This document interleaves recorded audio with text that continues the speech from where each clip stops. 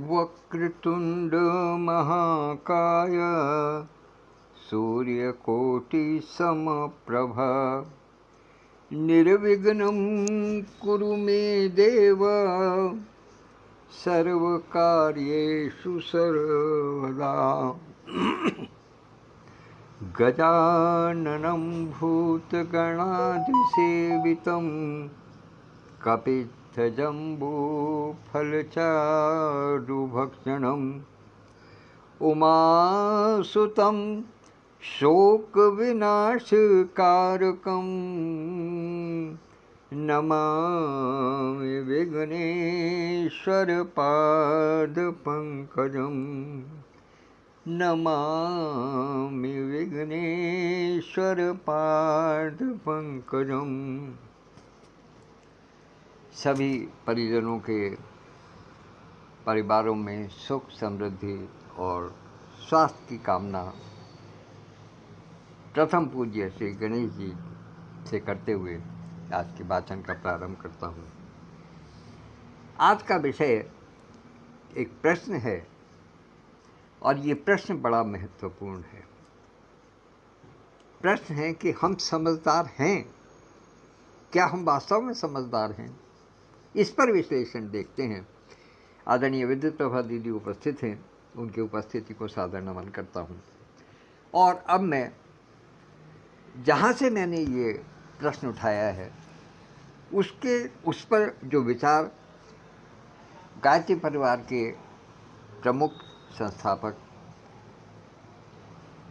पूज्य गुरुदेव श्री राम शर्मा जी के विचार मिले हैं मुझको, पहले उनकी बात करूँगा ताकि समय नष्ट न हो, और उसके बाद में फिर यदि समय बचता है तो अपनी कुछ बात करूँगा। तो आइए पहले हम उन्हीं की बात देखते हैं। उन्होंने क्या कहा है कि हम समझदार हैं तो इतना तो समझें। क्या समझना है कि संसार को विज्ञान की आंखों से देखा जाए तो ब्रह्मांड भर में ताप, प्रकाश और ध्वनि तरंगे भर दौड़ती दृष्टिगोचर होंगी। अणु परमाणु के अंदर चलते हुए दिखाई देंगे। पदार्थों के बीच आकर्षण विकर्षण का क्रम चलता दिखेगा। जादू नगरी की तरह कोई बाजीगर यहाँ विचित्र खेल खिलवाड़ रचता और बिगाड़ता प्रतीत होगा। यही है संसार का वास्तविक स्वरूप। जो दिखता तो स्थिर है पर उसके अंतर में भारी हलचलें चलती हुई समझी जा सकती हैं। पदार्थ अपने अपने पृथक रूप में विद्यमान दिख पड़ते हैं पर वे देर तक स्थिर नहीं रहते। उनमें तेजी से परिवर्तन होता रहता है और शरीर के भीतर जीवाणु जिस क्रम से चलते हैं और कार्यरत रहते हैं उन्हें देखकर तो आश्चर्य होता है। विश्व की समस्त संरचना आश्चर्यचकित करने वाली है। उसकी गतिशीलता सामान्य बुद्धि की समझ में नहीं आ सकती। स्थिरता जैसी प्रतीत होती है पर वो है कोरी भ्रांति। स्थिरता कुछ नहीं। इस गतिशीलता को जीवन के साथ जोड़ा जाए तो हम यथार्थता के अधिक निकट पहुंच सकते हैं। शुक्राणु और डिंब सम्मिश्रण से बना बिंदु कमल क्रमशः भ्रूण के रूप में विकसित होता है, गर्भ रूप में पकता है, पककर संसार में आता है, शैशव बचपन के रूप में विकसित होते हुए किशोरावस्था और यौवनावस्था की वय तक आ पहुँचती है। यौवन जाता है, वृद्धता आती है, शरीर निर्भर और जराशीर्ण जीर्ण हो जाता है और काया मृत्यु के मुख में चली जाती है। दृश्य अदृश्य बनता है। जो हम देख रहे हैं दृश्य अदृश्य बनता है और फिर नए जन्म के लिए जिस दिशा में भटकता है। फिर वही क्रम, फिर वही गति, फिर वही नियति। हम परिवर्तन चक्र में परिभ्रमण कर रहे हैं। जो दिन बीत जाता है फिर लौट कर नहीं आता। जन्म से आरंभ होकर मरण तक पहुंचने वाली यात्रा निरंतर चलती रहती है। फिर भी आश्चर्य यह है कि मनुष्य अपने आप को स्थिर ही मानता है। परिवर्तन और विघटन पर ध्यान नहीं देता, वर्तमान में ही उलझा रहता है, भविष्य की बात सोचता तक नहीं। इस भ्रांति का दुष्परिणाम तब सामने आता है जब समय बीत चुका होता है और पछताने के सिवाय और कुछ शेष नहीं रहता। वर्तमान को सब कुछ और चिरस्थायी मान बैठने की भ्रांति ऐसी है जिसे समझदार भी नासमझों की तरह ही अपनाए हुए हैं। कहने को समझदार हैं लेकिन वास्तविकता नासमझी है। समय बदलने के साथ परिस्थितियां बदलती रहती हैं। शैशव की स्थिति बड़े बच्चों में नहीं रहती। बचपना जवानी आते ही विदा हो जाता है। बुढ़ापे में जवानी का कोई भी चिन्ह नहीं बचता। इस पर भी मनुष्य है जो समझदारी के दिनों में भी तेजी से चल रहे परिवर्तन पर ध्यान नहीं देता और स्थिति के अनुरूप जो सोचा जाना चाहिए उसे नहीं सोचता, जो करना चाहिए उसे नहीं करता। ये विचार मुझे आज प्रातःकाल में प्राप्त हुए परम पूज्य गुरुदेव श्री राम शर्मा जी के, और अब इस विषय पर मैं कुछ अपनी बात कहना चाहूँगा। इन बिंदुओं को मैं सबसे पहले इसलिए उठाता हूँ, सबसे पहले इसलिए उनका वाचन करता हूँ ताकि उनकी पूर्ण बात पूर्णता के साथ में मेरे साथियों तक पहुँच सके। मेरी अपनी बात तो रुक भी जाएगी तो कोई दिक्कत नहीं है, कोई चिंता नहीं है, क्योंकि मेरे पास कोई ऐसा ज्ञान नहीं है जो मैं दे सकूं। केवल एक मन में विचार जो मेरे मन में आते हैं वही देता हूं। और समझदारी क्या है वो इन्होंने बता दिया है। सब कुछ चल रहा है लेकिन सब कुछ स्थिर प्रतीत होता है। मकान जिसमें हम बैठे हैं लगता है एक स्थान पर है, उसका पता है, उसका एड्रेस है, वो स्थिर है, लेकिन क्या वास्तव में स्थिर है? जिस पृथ्वी पर, जिस धरती पर ये बना हुआ है, जब वही चलायमान है, वही सूर्य के चारों ओर घूम रही है, चक्कर लगा रही है, एक भी क्षण के लिए रुकती नहीं है, तो फिर जहाँ हम बैठे हैं या हम स्वयं किस प्रकार से स्थिर हो सकते हैं? हम स्थिर नहीं हो सकते। यहाँ कोई वस्तु स्थिर नहीं हो सकती। जीवन है, जैसा आपने बताया, आदरणीय श्री ने जैसा बताया कि जीवन है, चल रहा है, लगातार चल रहा है, पता चलता है कि चल रहा है।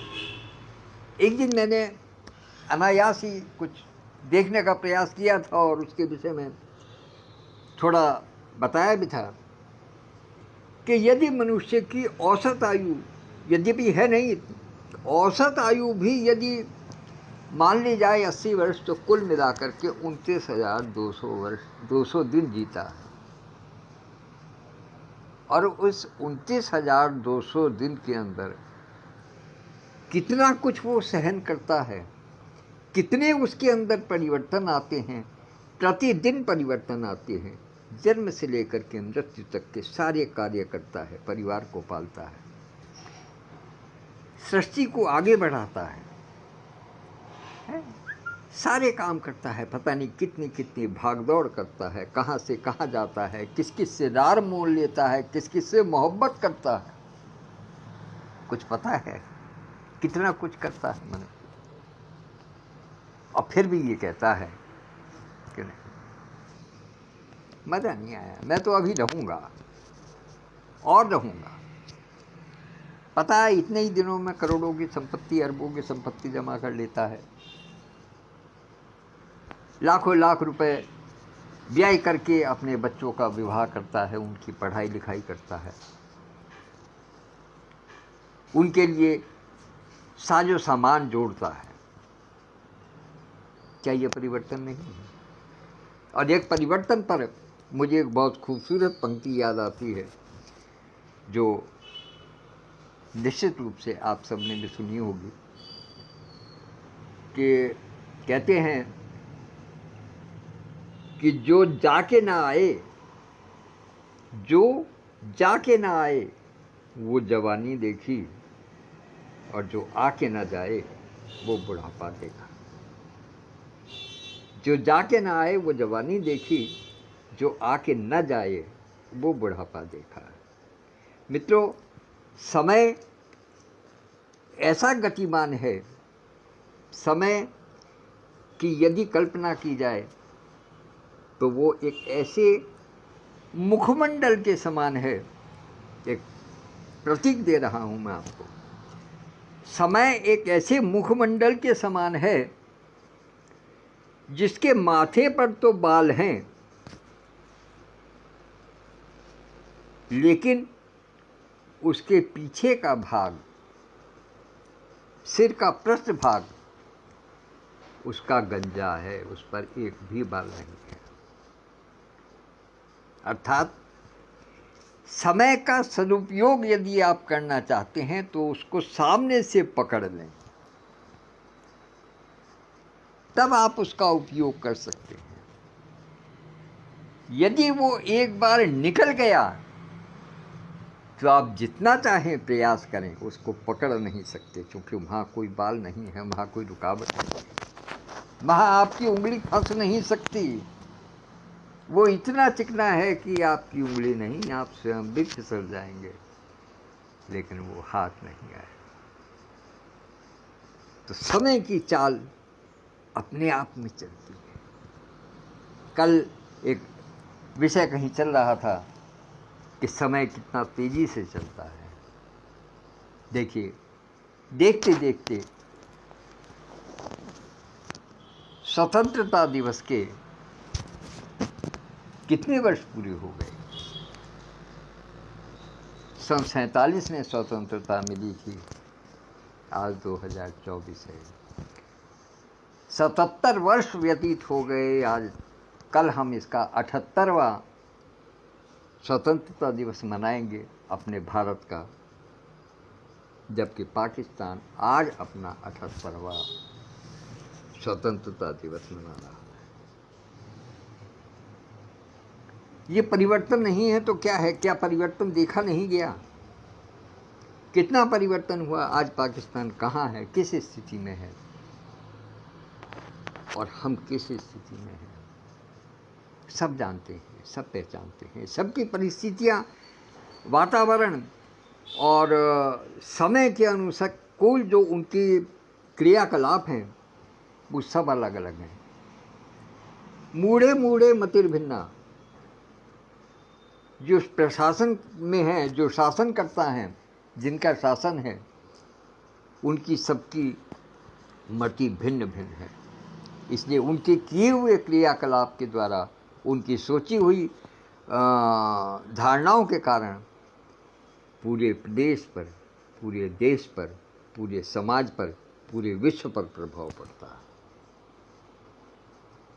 क्या ये धारणाओं का कि नासमझी नहीं कही जाएगी कि जब पता है कि हमें यहाँ रहना नहीं है, एक दिन इस जीवन को छोड़ करके चले जाना है, पृथ्वी को छोड़ करके चले जाना है, सारा वैभव यहीं रह जाएगा, फिर भी कुछ देश युद्ध की आग में धधक रहे हैं।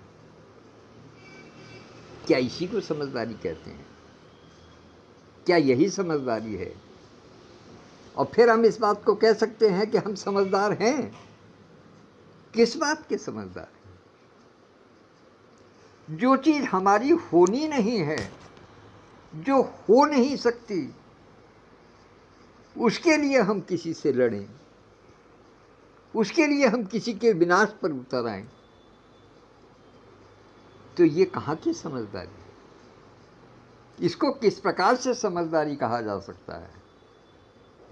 और जो भी परिवर्तन है हम सब देख रहे हैं, सारे परिवर्तन देखे जा रहे हैं, बार बार लगातार। इस समय भी हम देख रहे हैं कि कितना परिवर्तन होता जा रहा है। इस वाचन में कितना समय हो चुका है, ये सब जान रहे हैं, क्योंकि सब कुछ परिवर्तनशील है और हम इसी समझदारी को समझ नहीं पा रहे हैं। तो फिर मुझे यही कहना पड़ेगा कि वास्तव में हम समझदार कहाँ हैं? हमारी समझदारी को क्या हुआ? समय लगातार धीरे धीरे करके अपनी समाप्ति पर है, समाप्त हो गया है। इसलिए चलते चलते बहन अपर्णा दीक्षित जी, आदरणीय विधुभूषण त्रिवेदी जी और आदरणीय विद्युत प्रभा चतुर्वेदी मंजू दीदी को, जो कि इस समय उपस्थित हैं और शेष युग भी उपस्थित होंगे, उन सबको सादर प्रणाम निवेदित करता हूँ, आभार व्यक्त करता हूँ और अपनी वाणी को विराम देता हूँ, क्योंकि 15:30 हो गए हैं। धन्यवाद, नमस्कार। 11 बजे कवि के साथ कॉफी मंच पर फिर उपस्थित होंगे। तब तक धन्यवाद। 16 मिनट के लिए ये वाचन यहीं पर विराम देता हूँ।